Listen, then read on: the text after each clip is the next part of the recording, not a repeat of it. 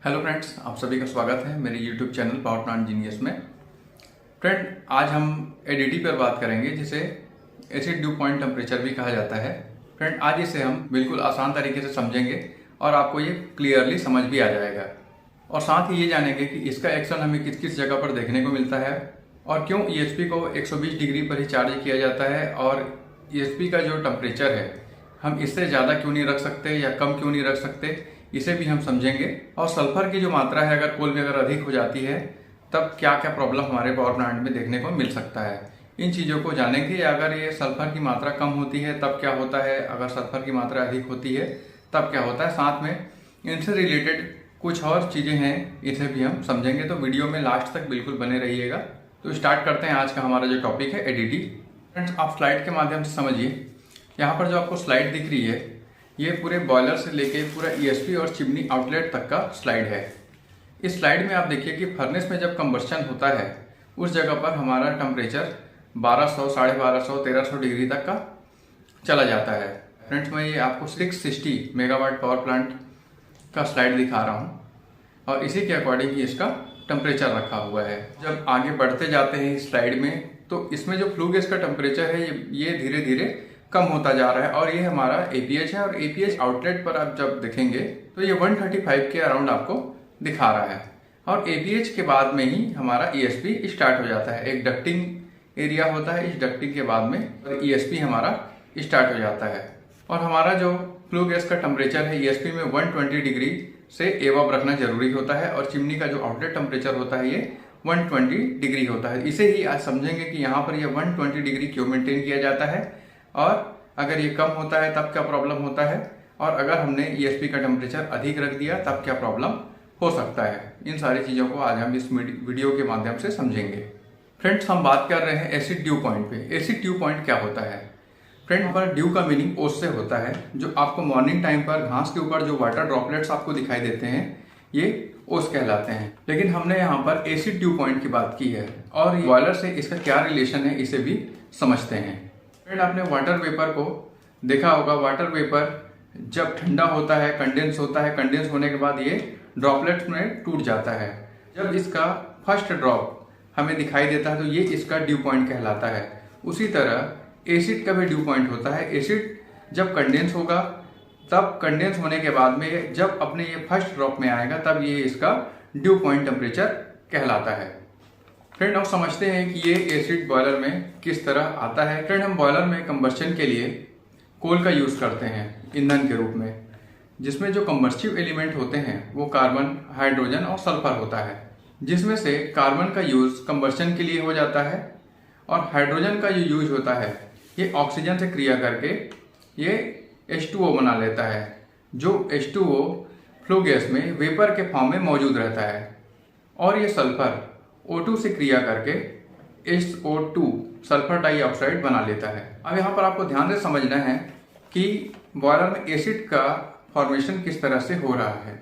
मैंने आपको बताया था कि जो सल्फर होता है ये ऑक्सीजन से क्रिया करके SO2 बना लेता है, सल्फर डाइऑक्साइड बना लेता है। और ये जो SO2 होता है ये जब हम बॉयलर में कंबस्शन के लिए एयर सप्लाई करते हैं उसमें ऑक्सीजन मिला हुआ रहता है जो एक्स एयर के रूप में होता है। यहाँ से ये हाफ O2 लेकर SO3 बना लेता है।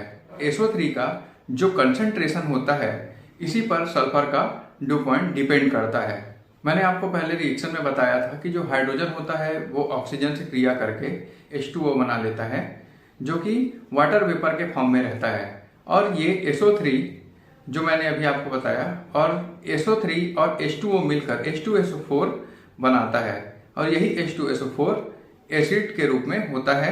और ये जो H2SO4 है ये सल्फ्यूरिक एसिड कहलाता है और ये एसिड होता है। इसका जो नेचर होता है वो कोरोसिव होता है और इसी H2SO4 का एक निश्चित ड्यू पॉइंट टेम्परेचर होता है और हम इसी पर बात कर रहे हैं, जो कि एक निश्चित टेम्परेचर आने पर ये कंडेंस होने लगता है और जिस जगह पर कंडेंस होता है उस जगह के मेटल को कोरोजन करता है। आगे देखते हैं।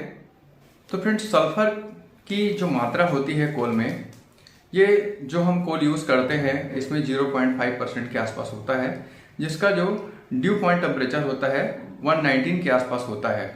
मतलब आप ये समझिए कि अगर कोल में सल्फर की जितनी अधिक मात्रा होगी ये सल्फर उतना ही हार्मफुल होगा। तो सल्फर की 0.5% में 119 का ड्यू टेम्परेचर होता है, इसलिए हम ESP को 119 से ऊपर में चार्ज किया जाता है। मीन्स 120 डिग्री पर इसे हम चार्ज करते हैं। और अगर हम यहीं पर देखें कि सल्फर की मात्रा अगर हम 1% कर देते हैं तब ये 126 डिग्री के अराउंड इसका जो ड्यू टेम्परेचर होगा ये आ जाएगा।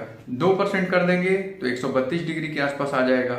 अगर 3% कर देंगे तो 139 डिग्री के आसपास आ जाएगा। और इसी को अगर 4% कर देते हैं तो ये 144 डिग्री के आसपास आ जाएगा।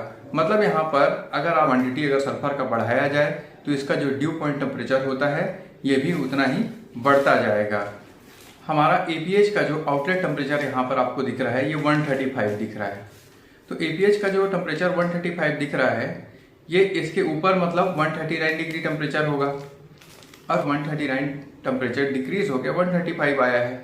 मतलब क्या होगा कि ये 139 डिग्री जिस जगह पर इसे मिलेगा ये उसी जगह पर कंडेंस होना शुरू हो जाएगा।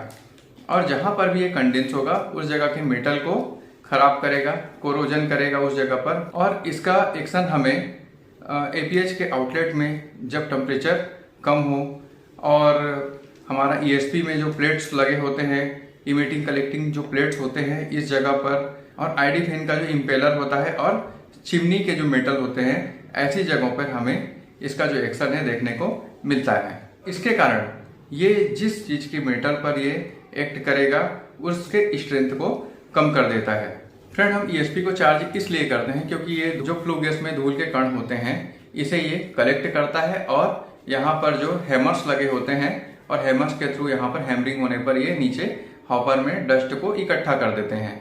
अगर हम फ्लू गैस के टेम्परेचर को ही बढ़ा दें, क्योंकि बॉयलर में तो डिजाइन होती है डिजायर टेम्परेचर पर ही हमें ESP के अंदर फ्लू गैस को एंट्री कराना है, तो अगर हम इसके टेम्परेचर को बढ़ा दें तब क्या प्रॉब्लम हो सकता है इसे समझते हैं। अगर हमने फ्लू गैस का टेम्परेचर अधिक बढ़ा के रखा हुआ है तो ये ESP में जो चार्जिंग एफिशिएंसी होती है ESP की इसे डिस्टर्ब कर देती है। फ्लू गैस में जो कणों के बीच में जो विद्युत प्रतिरोधकता होती है इसे भी ये कम करती है। थर्ड है, अगर फ्लू गैस का टेम्परेचर अगर ज़्यादा बढ़ा के रखते हैं तो ये फ्लू गैस के बीच में जो कण होते हैं ये वेलोसिटी को भी बढ़ा देती है, जिसके कारण ये विद्युत क्षेत्र वितरण को भी डिस्टर्ब करती है। और चौथा जो इसमें मुख्य चीज होता है फ्रेंड, किसी भी मेटल का एक वर्किंग टाइम पीरियड होता है कि ये अधिकतम किस टाइम तक वर्क करेगा, किस टाइम तक अपने स्ट्रेंथ को बना कर रखेगा।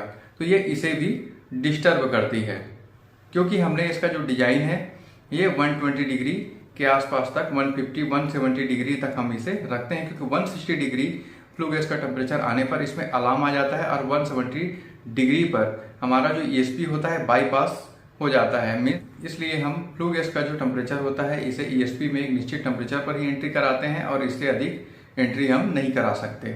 तो फ्रेंड, यहाँ पर आपको आपके जो सारे क्वेश्चन के आंसर होंगे जो आपने सोच के रखा होगा, ये मुझे लगता है कि सारे आपको मिल चुके होंगे। अब फ्रेंड, अगर एक क्वेश्चन और अगर इसमें किया जाए कि अगर फ्लू गैस का टेम्परेचर, अगर हम विंटर सीजन की बात करें, अगर रेनी सीजन की बात करें, तो क्योंकि फ्लू गैस का क्योंकि जो हमारा एटमॉस्फेयर का जो टेम्परेचर होता है ये कम हो जाता है, और अगर लोड की बात करें, बॉयलर का लोड अगर कम हो तब भी हमको जो आउटलेट टेम्परेचर होता है फ्लू गैस का ये भी कम मिलता है।